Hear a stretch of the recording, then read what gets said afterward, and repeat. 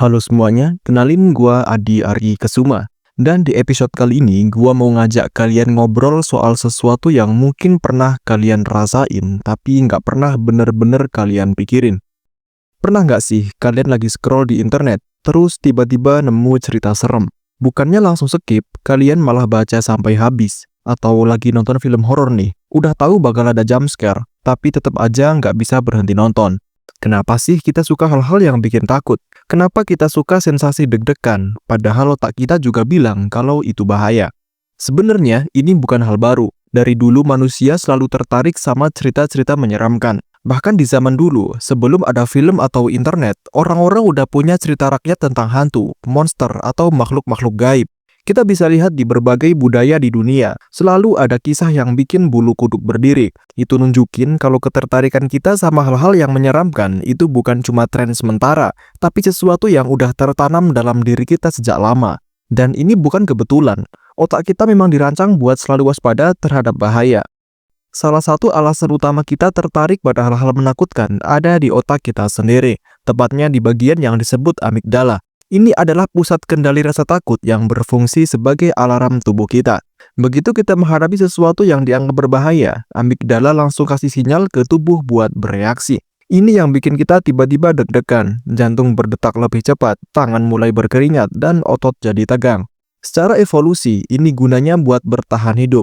Bayangin, kalau manusia purba dulu nggak punya sistem ini, mereka mungkin nggak bakal bisa bertahan dari ancaman predator atau bahaya lain di alam liar. Jadi, sistem ini sebenarnya adalah mekanisme bertahan hidup yang sangat penting. Tapi di zaman sekarang, kita nggak lagi hidup di lingkungan yang penuh dengan bahaya fisik seperti dulu. Kita jarang berhadapan langsung dengan ancaman yang bisa membunuh kita dalam sekejap. Tapi otak kita masih punya sistem yang sama. Jadi, kita tetap mencari cara buat memicu respon itu tanpa harus beneran ada dalam bahaya. Salah satu caranya ya lewat film horor, cerita misteri, atau hal-hal yang bikin kita merinding. Dan yang menarik, ketika kita ketakutan tapi dalam kondisi yang aman, misalnya waktu nonton film horor di bioskop atau baca cerita serem di kamar, otak kita nggak cuma merespon dengan rasa takut, tapi juga melepaskan dopamin. Nah, ini yang bikin kita malah merasa excited. Sensasi ini mirip kayak naik roller coaster. Kita tahu itu menegangkan, tapi justru di situ serunya. Profesor Glenn Sparks dari Purdue University pernah melakukan penelitian yang menunjukkan bahwa ketika kita menonton film horor, tubuh kita mengalami fight or flight response, sama seperti saat menghadapi ancaman nyata. Tubuh kita nggak bisa sepenuhnya membedakan ancaman fiktif dan nyata. Jadi walaupun kita sadar kalau film itu cuma fiksi, tubuh kita tetap merespon seolah-olah itu benar-benar terjadi. Yang lebih menarik lagi, setelah kita selesai mengalami momen ketakutan itu, tubuh kita kemudian melepaskan endorfin, yang sebenarnya adalah senyawa kimia yang bikin kita merasa senang dan rileks setelah stres berlalu.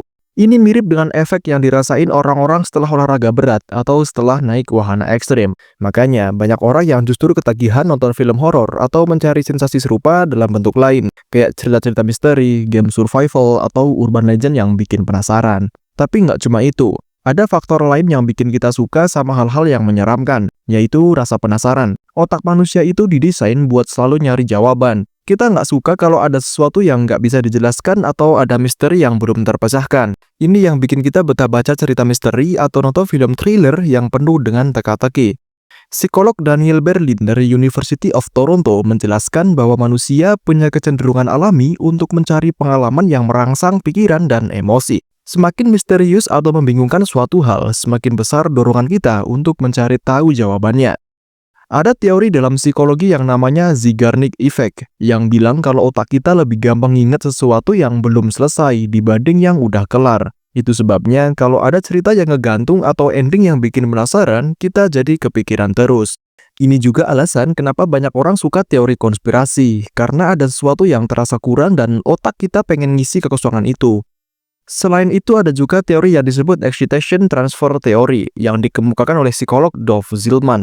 Teori ini menjelaskan kalau setelah kita mengalami ketakutan yang intens, efek emosionalnya bisa bertahan lebih lama dari yang kita sadari. Misalnya, setelah nonton film horor yang menegangkan, kita masih merasa terangsang secara emosional dan akhirnya bisa merasa lebih bersemangat atau bahkan lebih bahagia.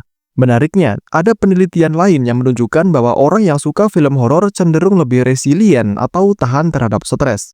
Penelitian dari University of Chicago menemukan bahwa individu yang sering nonton film horor atau menghadapi skenario menegangkan dalam bentuk hiburan lebih mampu menghadapi situasi darurat di dunia nyata. Ini karena mereka sudah terbiasa mengatur emosi mereka dalam kondisi ketakutan.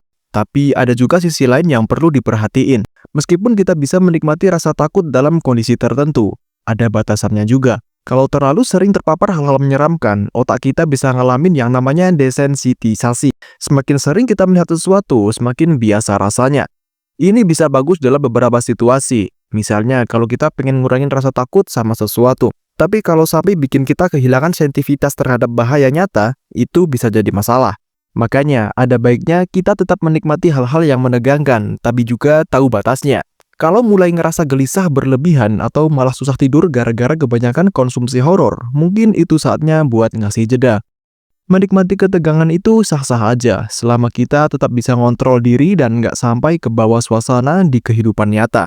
Jadi kalau dipikir-pikir, rasa takut itu bukan cuma insting bertahan hidup, tapi juga bisa jadi hiburan.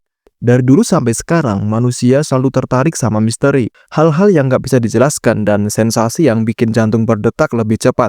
Entah itu dalam bentuk cerita rakyat, film horor, game survival, atau teori konspirasi. Semuanya nunjukin kalau ketakutan adalah bagian dari kita. Yang penting, kita tahu kapan harus menikmati dan kapan harus berhenti. Nah, kalau kalian sendiri gimana? Pernah ngalamin ketagihan horor sampai susah berhenti? Atau justru pernah ngerasa terlalu takut sampai nggak bisa tidur? Coba share pengalaman kalian di kolom komentar. Gue pengen denger cerita kalian.